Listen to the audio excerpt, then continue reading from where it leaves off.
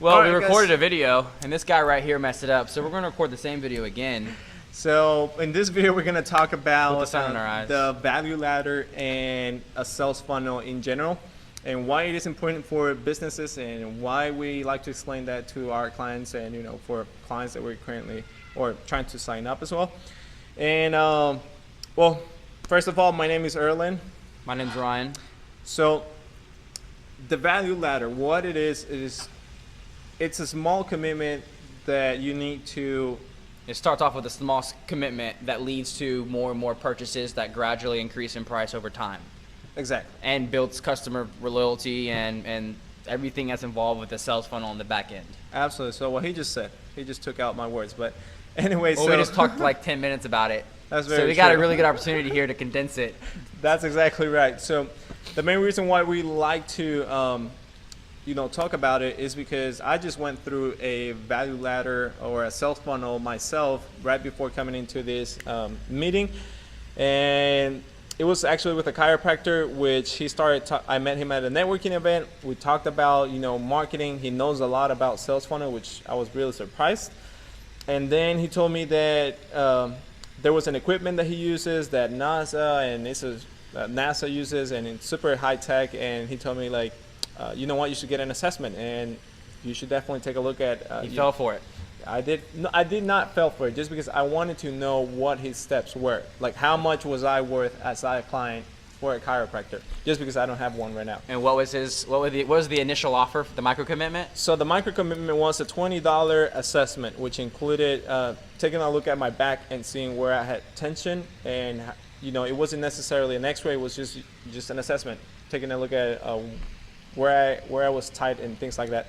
So it was a $20 commitment. I was like, $20, and that's what you want to get to your customers. Something that they don't think about it that much. Yeah. Oh, and your clients, man. Like, this is something that a lot of people don't practice. I know a lot of you guys just walk into businesses and expect and try to sell them your service. Hey, I do advertising. Do you want advertising? Well, we're talking another day, and that's I had a lot more success when I walked into other businesses, and you're very specific. You want to make sure that when you talk to them, you're not trying to sell them initially. You're trying to get them to make some kind of micro commitment, and normally that's an appointment.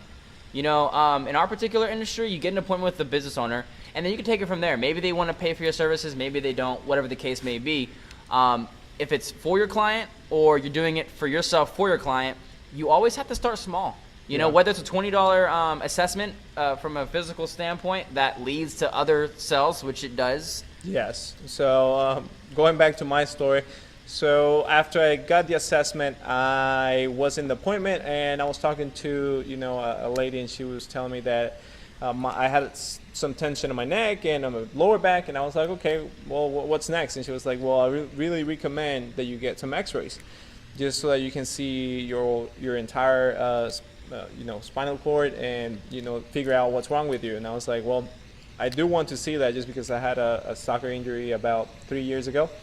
So I was like, I do really want to see that. And I spent $100 with the X-ray or on the X-rays, just because I had insurance, and actually the X-rays were like $250. So I was like, well, $250 plus $20. That's $270 right there. And really, how much did it cost him to do the seminar or whatever? Was it free? The seminar, it was, I think you pay like $80. I mean, it's a networking event. So yeah, but how many people do you think actually paid $20? Like, you were probably one of them. I was one of them. I don't know if someone else did, because I know he knows. But you paid for the entire event. No, I haven't paid for the event. Well, technically, as a customer going up the value ladder, from the first two transactions, you would have paid for the entire event from one customer. Exactly. Imagine if 2 or 3 or 4 people had actually paid $20 for the assessment, and then they went and got the X-rays, and then they went and got the whatever is next. Exactly. Next, so what was next? It was an appointment that I had today, and they simply go over your X-rays, and I was like, oh, I really want to know that. So I went to the appointment, and his services actually, it blew my mind, just because of his focus on customer service, and he's really focused as far as making you a healthy person. But it's not just fixing your back and and just popping something. It's more about you being healthy overall and your entire body functioning the proper way. So that's what he talks about, and that's what he preaches. But anyway, so I went to the appointment, and right after he explained my x-rays, he went over my finances and, you know, how much it would be.